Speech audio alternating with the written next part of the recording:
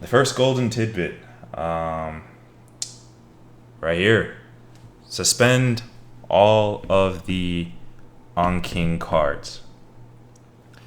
If I catch you with them all of them unsuspended at once, and you're trying to go through it that way, we are going to have a very long conversation. Please, for the love of all that is holy, suspend all of the on king cards. I will show you how to do that one more time. You would go to your browse over here on the left. You would go to the on king step deck. That way you get all the cards. Mine are already suspended, as you can tell by this tan text. Oh, look, they put a little meme in there for us. That's funny. Anyway, you're going to do Command A if they are not suspended. Oh, more memes. This will take a while. It'll highlight, and you're going to toggle suspend. Make sure they are all suspended. You will know that they are all suspended when you see that there's no new card, there's no learn, there's nothing due. But Devere, if they're all suspended, how am I going to study them? And I think the best way to use it is to unsuspend them as you learn, because remember, Anki is just the memorization tool. First, you have to learn the material, so that's either at class or any third-party resource. Then you have to memorize. I think Anki is the best tool to do that. And then you apply it. So, what you would do, let's say we learned something relevant in class to step 1. You would have your first aid book or whatever third-party material you're using, as well as your lecture slides. You would go here to the note types, or the tags. I told you I would show you how to use these tags later. So we're studying for step 1. And there's tags within tags, and I'll show you. So let's say I'm using the first aid book. So here's the first aid tag. And that corresponds to what we did in lecture. Let's say we did immunology. So right then and there, as you can see, it narrowed down from the 40,000 cards to 1,157. And let's say we're learning about cytokines. So I think I-L, that's going to be capital, 6.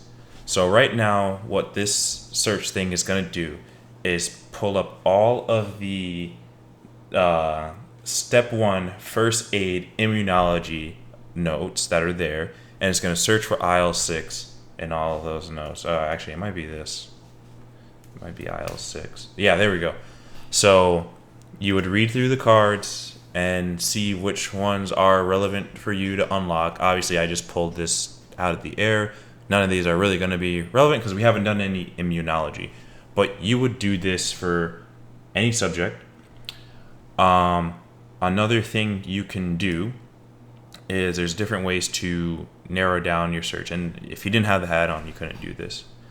So what you could do is type is, and you can do those little 2 dots. And what happens is it pulls up a menu.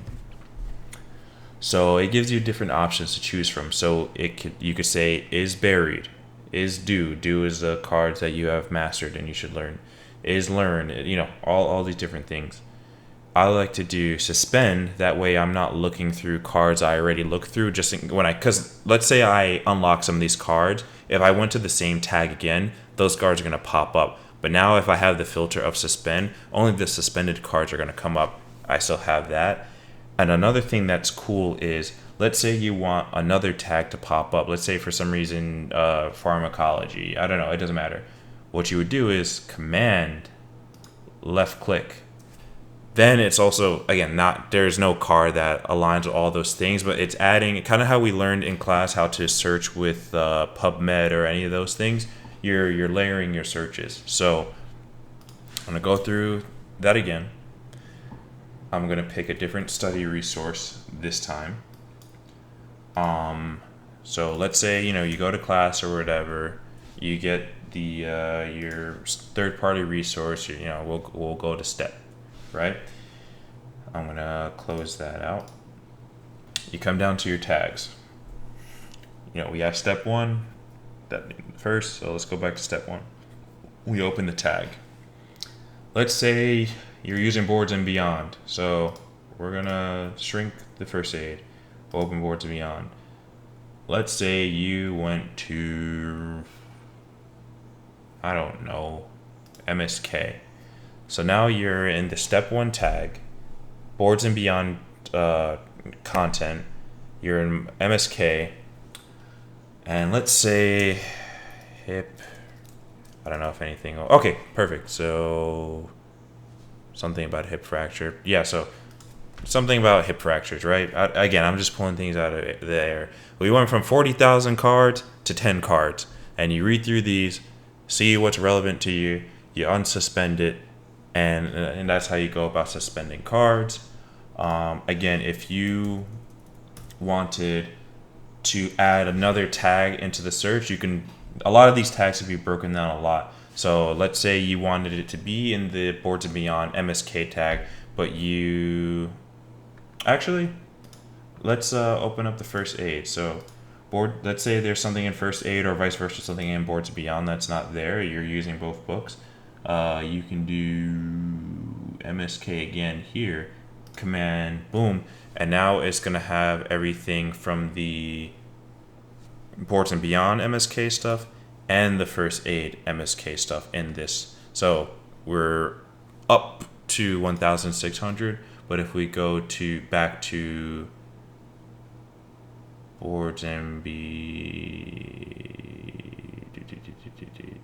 I don't know. Hold on. Let me just go back one. MSK. If we go back to that and then the hip fracture thing, or even back to here, you see how that appears, and then we'll do the first aid. Remember, command click or to point or whatever you want, and that'll bring in the other one. So you have the Boards of Beyond MSK tag and the first aid musculoskeletal tag as well. So what this is doing right now is looking for cards that have both these tags, and then again, I think this is the best thing to do every time you're searching for cards to suspend. It doesn't matter right now because all my cards are suspended, but again, a little menu is going to pop up, and I always think it's best to pick is suspended. That way, when you look through, you're not looking at old cards that you have suspended already. There's other different ways you could filter your search, like you can flag cards. So let's say you want to go back and look at a card. I'll flag a card real quick in the Anki deck. So you could right click it, and there's a bunch of flags. Here's a shortcut for flagging things. So command 1 is a red flag right there. So now if I come to this left menu right here and I press the red flag, it'll filter based off of cards that have a red flag. Oh, look at that. I picked the meme again accidentally. But that's nice, and you can pick any of these colors, color coordinate it to how you need it to be. Another thing you can do is look at the card state. So all of these cards are new because I haven't learned them yet. Or you could do cards that are in the learning phase. So these are going to be like cards from your own. Right now, these are cards in my deck because I haven't unsuspended anything from the step prep stuff.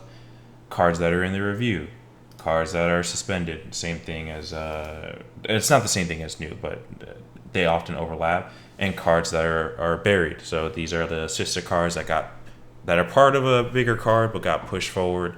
That one day those are buried. You could filter by note types. I find this one to be the least helpful, honestly. I think that the most helpful ones are your decks, picking your decks, finding the tags that associate with those decks.